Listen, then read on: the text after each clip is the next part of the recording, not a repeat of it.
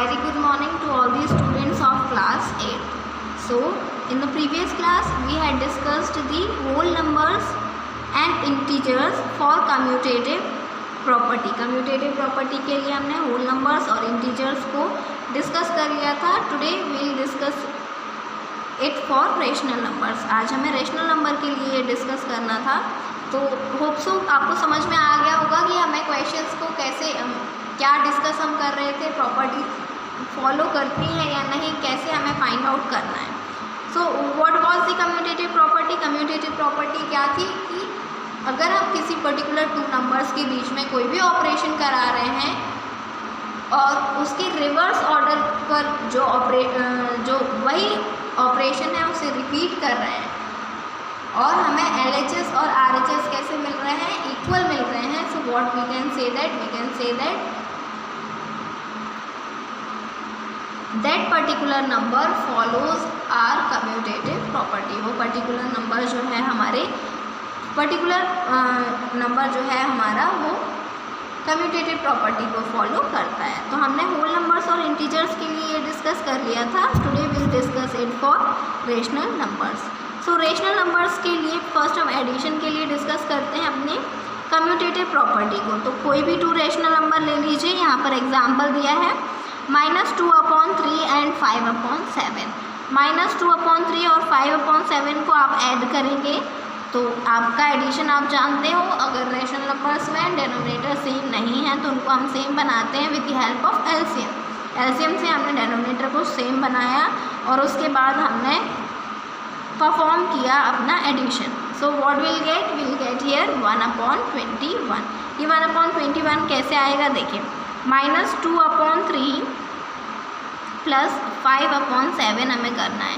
LCM में आपका कितना आएगा 7 और 3 दैट इज़ 21 एलसीएम आया. 21 करना है हमें 3 को तो किससे मल्टीप्लाई करेंगे 7 से मल्टीप्लाई करेंगे न्यूमरेटर और डिनोमिनेटर दोनों में. 7 को कितना करना है 21 तो 3 से मल्टीप्लाई करेंगे. अब 2 7 14 माइनस का साइन लगा है तो -14 and then 3 multiplied by 7 is 21 plus का sign. Then here 5 multiplied by 3 is 15 and 7 multiplied by 3 is 21. अब एलसीएम सेम हो गए. यहाँ पर हमने 21 लिख दिया. देन -14 प्लस 15 प्लस माइनस क्या होता है माइनस. 15 बड़ा है तो साइन बड़ा आएगा और 15 - 14 is 1. 1/21 will be our answer. ऐसे आए ये 1/21.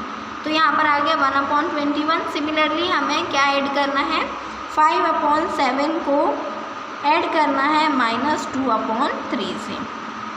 ये देखिए अब हमारा 5/7 किस में चेंज हुआ था 15/21 में चेंज हुआ था और 2/3 किस में चेंज हुआ था -14/21 में. ये हमने यहाँ पर कर लिया था इसलिए हम रिपीट नहीं कर रहे हैं. आपको अगर देखना चाहते हैं आप तो आप इसे एलसीएम लेकर के प्रॉपरली सॉल्व करके देख सकते हैं. सो नाउ एलसीएम हमारा 21 है. यहाँ पर क्या हुआ 15 प्लस माइनस -14 कितना आ गया 1/21. ये कैसा हो गए दोनों इक्वल हो गए. LHS और RHS इक्वल है तो हम क्या कह सकते हैं रेशनल नंबर जो हैं वो एडिशन के लिए कम्यूटेटिव हैं. ये पर्टिकुलर आंसर हमें ये शो करता है. सिमिलरली आप सभी रेशनल नंबर्स को अपने टू रेशनल नंबर को किसके लिए चेक करेंगे सब्ट्रैक्शन के लिए चेक करेंगे. सब्ट्रैक्शन के लिए चेक करना है आपको. मल्टीप्लिकेशन और डिवीजन के लिए भी चेक करना है. ये आपका होमवर्क रहेगा. ये आपको अपनी रफ कॉपी में चेक करना है कि ये कम्यूटेटिव होते हैं या नहीं होते हैं. देन अब हम एसोसिएटिव प्रॉपर्टी की बात कर लेते हैं. So what is associative property. Associative property में क्या होता है हम किसी 3 नंबर को कंसिडर करते हैं. अगर हम होल नंबर की बात करें तो वो 3 कैसे होने चाहिए all ABC should be whole number. So first 2 numbers पर ब्रैकेट का यूज़ करते हैं और सेकेंड इज इक्वल टू के बाद में हमें सेकेंड 2 नंबर्स पर लास्ट 2 नंबर्स पर हम ब्रैकेट लगाते हैं. बोर्डमास के रूल के अकॉर्डिंग आपको पता है कि फर्स्ट हमें क्या सॉल्व करना होता है ब्रैकेट सॉल्व करना होता है. तो पहले हम A + B करते हैं then we add it to C. और इसमें हम क्या करते हैं, ए को एज इट इज़ लिखते हैं, पहले बी प्लस सी करते हैं, फिर जो आंसर आता है उसको ए के साथ ऐड करते हैं। ये पर्टिकुलर प्रॉपर्टी हमारी एसोसिएटिव प्रॉपर्टी होती है। इस एसोसिएटिव प्रॉपर्टी के लिए हमें क्या करना है, होल नंबर्स के लिए, इंटीजर्स के लिए और रैशनल नंबर के लिए देखना है कि ये फॉलो करते हैं या नहीं। सो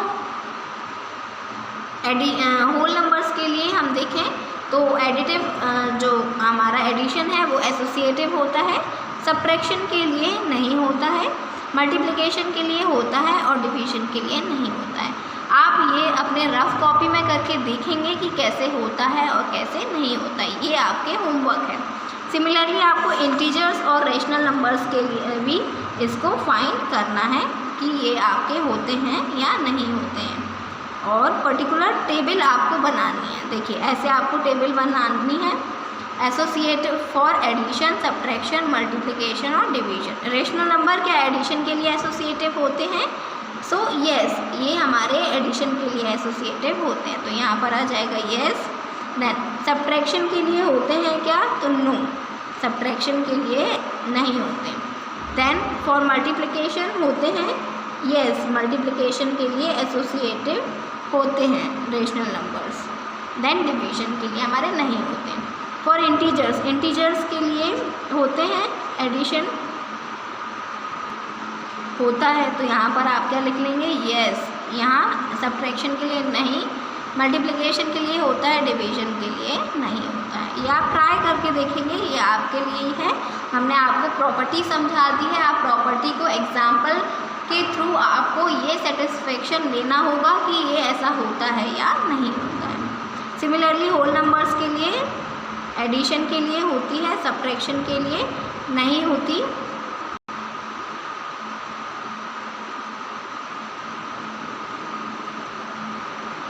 मल्टीप्लिकेशन के लिए होती है, डिवीजन के लिए नहीं होती है।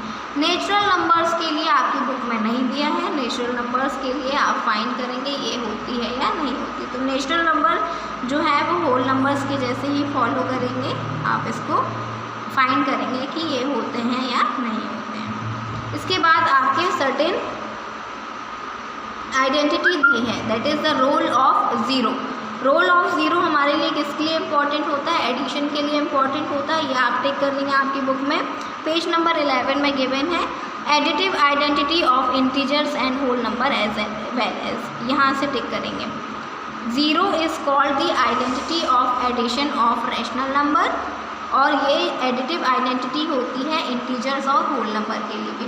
अगर हम एडिटिव आइडेंटिटी की बात करें तो एडिटिव आइडेंटिटी क्या होती है? ज़ीरो। ज़ीरो क्या है? एक एडिटिव आइडेंटिटी है।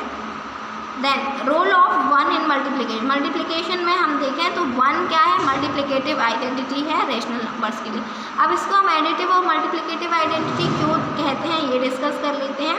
सो एडिटिव आइडेंटिटी इसलिए बोलते हैं क्योंकि किसी पर्टिकुलर नंबर के साथ आप ज़ीरो का एडिशन कराते हो तो वो नंबर इटसेल्फ होता है, इसलिए हम इसको एडिटिव आइडेंटिटी बोलते हैं। मल्टीप्लिकेटिव आइडेंटिटी वन को इसलिए बोलते हैं किसी भी नंबर के साथ आप वन का मल्टीप्लाई कराओगे सो वन ऑटोमेटिकली आपका जो है वो नंबर इटसेल्फ आ जाएगा, जो आपका प्रोडक्ट है वो नंबर इटसेल्फ आ जाएगा, इसलिए वन को हम मल्टीप्लिकेटिव आइडेंटिटी बोलते हैं और ज़ीरो को बोलते हैं हम एडिटिव आइडेंटिटी। ये था हमारा एडिटिव आइडेंटिटी और मल्टीप्लिकेटिव आइडेंटिटी का।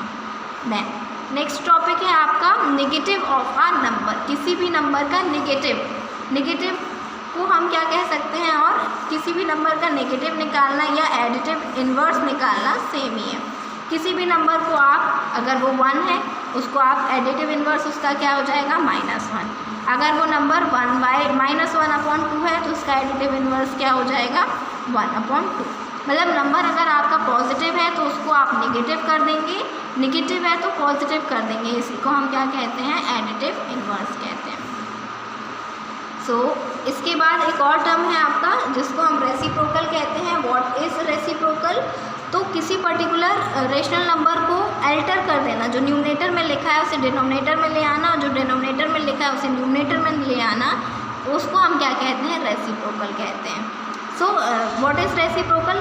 Suppose a question is find the reciprocal of 1/2, तो 1/2 का रेसिप्रोकल क्या हो जाएगा? 2/1।